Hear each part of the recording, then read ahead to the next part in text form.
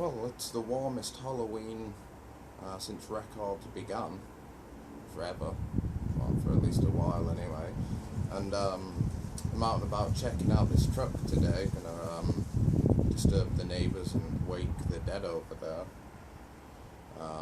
I've left it till the afternoon, so if there's anyone being buried, you know, they're not going to be disturbed.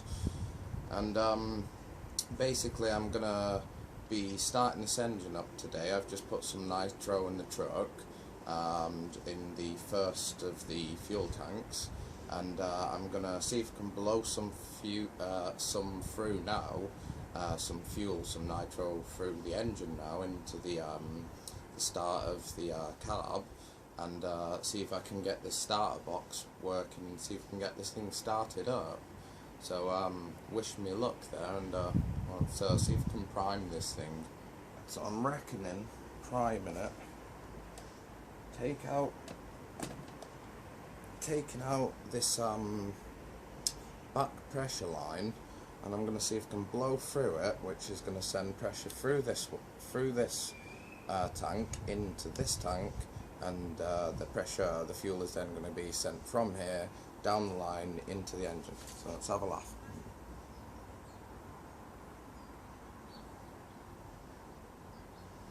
And there is indeed movement. I can see movement. There's nitro just started coming down the pipe, and it's just filtered through the fuel filter as well, so that's a good sign. I've noticed also though that as I've started here, there's a bit of nitro already down there, but then there's quite a bit of air following that, so I want to see if I can maybe remove some of the air afterwards. Let's have a go.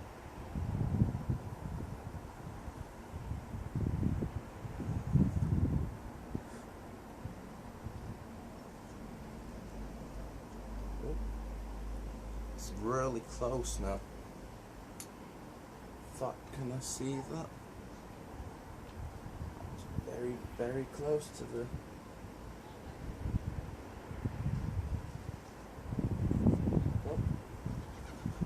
I think that could be it.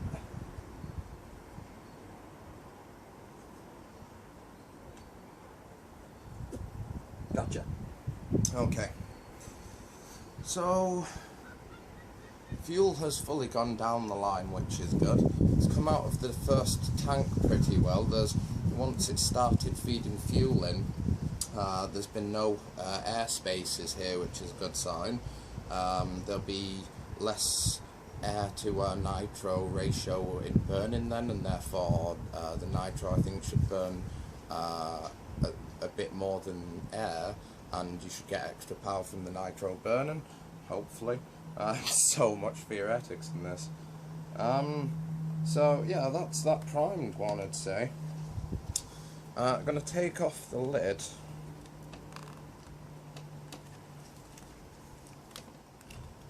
It's a tough one, that. Seems to have welded in place after a while. There we go. Screwdriver. Gently try not to trash paintwork. Movement. There we go. So now comes the start plug here. This is fully charged. Left this charging overnight, so I should be able to put this into the glow plug. Put it and clip it onto the glow plug part. That's clipped on there. It's a good sign. Good start. Now, if memory serves, I think you just leave that a minute, let it warm up, there's some kind of chemical reaction in the block. Glow plugs are slightly different to spark plugs. So I think you leave that warm up, and if it doesn't work on the first time, you have to kind of take it off again, put it back on, and see if the second time it'll spark it into action. So, and that should be now warming up the engine. There's fuel ready at the carburetor. At least blowing down this pipe sends back pressure through the nitro down into the engine, which is a good sign. See if we can start this up. I want to start this up, and I want to do 2 or 3 things. I want to make sure that the axles and the pinions and all the drive shafts and stuff mechanically are working. I still don't know if this bodged together gearbox is going to work or not. And after that I want to check the engine, and I want to check the engine when it's just on its stock on its own with no muffler, the engine with my muffler system on, and then the engine and the original muffler system on. I've not got a decibel meter, which sucks, but I should be able to, you know, still distinguish if it does make any difference or not. And it might not make any difference at all. If it doesn't blow up, I'll be quite happy. So far so good. Let's see if we can get this started.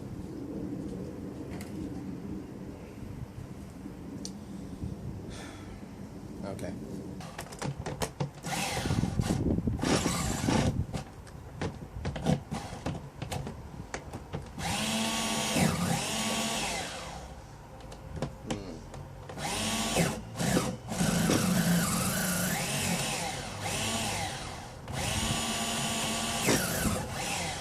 There it going.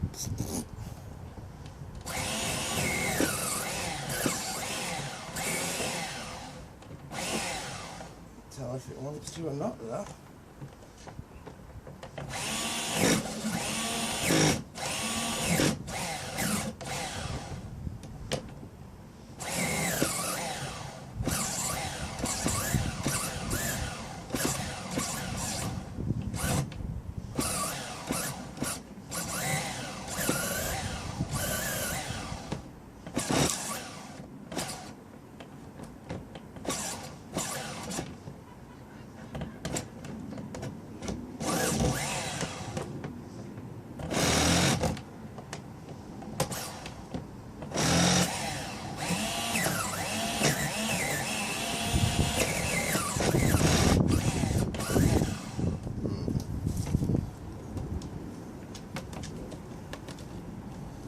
Kind of smell it trying to kick up, but ain't having it.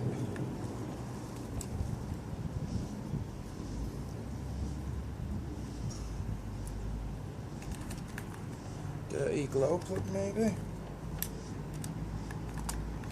It's hooked up there.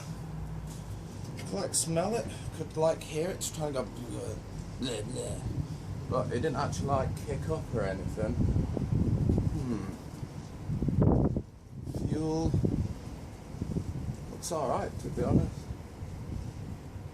I remember, to kick it up, I think you had to hold this over, with your hand over the exhaust so the pressure gets sent back or something.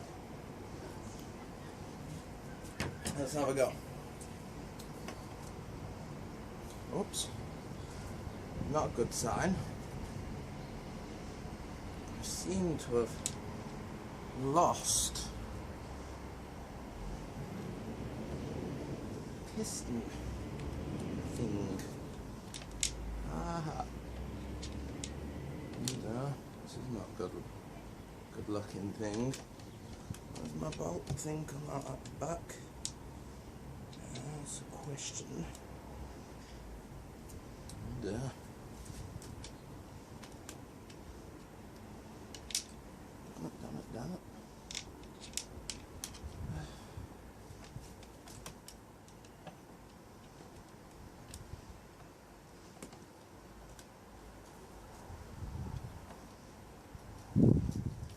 Alright.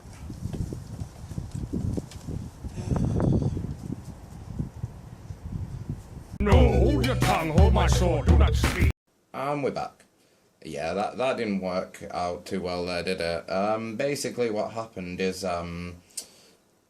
because I'm starting it with a starter block, and because I've removed the pull cord off the back of the engine, the bolt that started the engine with the pull cord, once the pressure is built up, once I've put my thumb over the exhaust and sent the back pressure through the pipe and through the system into the engine, once that's built up, it then fired the bolt out the side, and then, you know, Nitro just dribbled out. So, you know, it didn't create any sparks or anything, so it's fine. But the bolt does just get popped out every time you get some back pressure. And that's basically, I had a quick look online and stuff, and you need a back plate for your Nitro engine, and that back plate is so you can start it with like a drill start type thing, or so you can start it with the box start, but without the back plate to replace the cover of the pull cord. And I was hoping maybe I could just leave the pull cord on there while I tried to start it, and that wouldn't work either. You definitely need that back plate for the engine. Without that, the bolt will still keep popping out. But no joke, I just jumped online and I ordered my back plate for the engine to replace the pull cord cover. And there was only one on there for England, and I think there's two on for America. And I got it at a reasonable price and stuff, but I was quite surprised that there's only one back plate for a 1.8 Nitro, you know, XTM buggy. So I don't know if someone's hoarding them out there, but you might want to sell them on eBay. You know, other people might want them and stuff. But in a few days' time, when the back plate comes, I'll put it on the truck, and then I'll try starting it up again, and I will do the test of sound for the muffler and everything. And hopefully that'll be the last bug to this truck. All the lights work fine, all the servos work fine. This is quite an interesting one. This is a DVD player. It's a portable DVD player. On the truck there's a 2.4 gigahertz wireless camera, and at the moment I only have a receiver. One of these receivers, which is USB, to take the feed from the truck, and it goes into the computer, a PC or a laptop.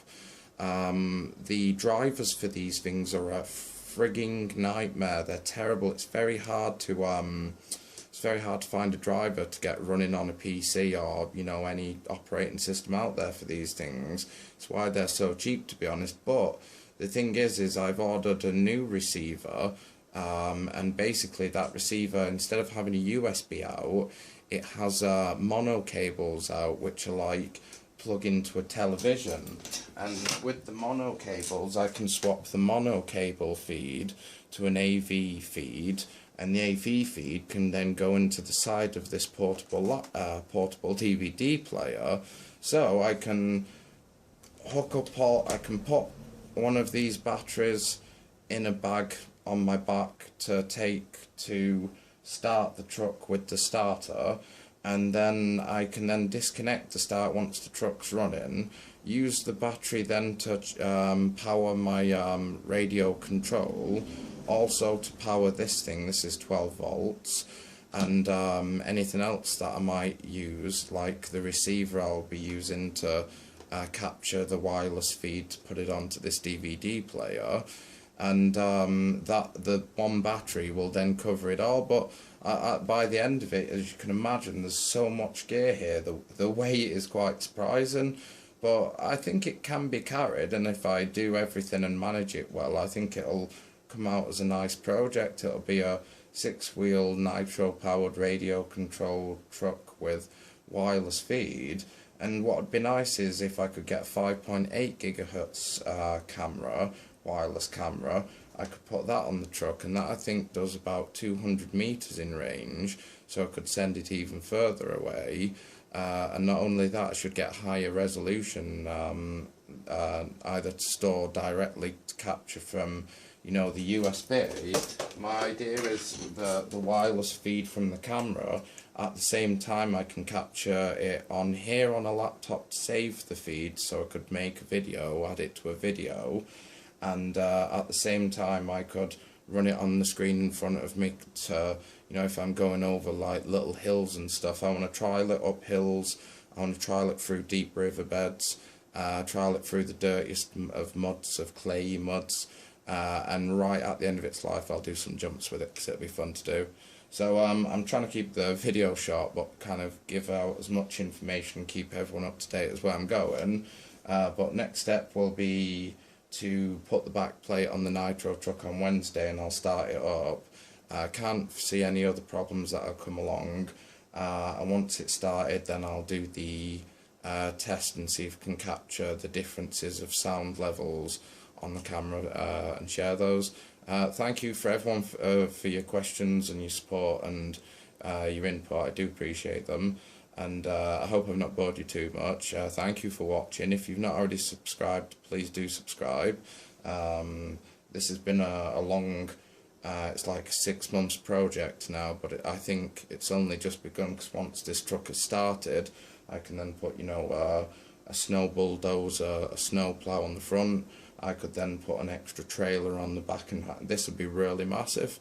And I thought it was a cool project, and so, you know, please do subscribe, and always welcome to thumbs up.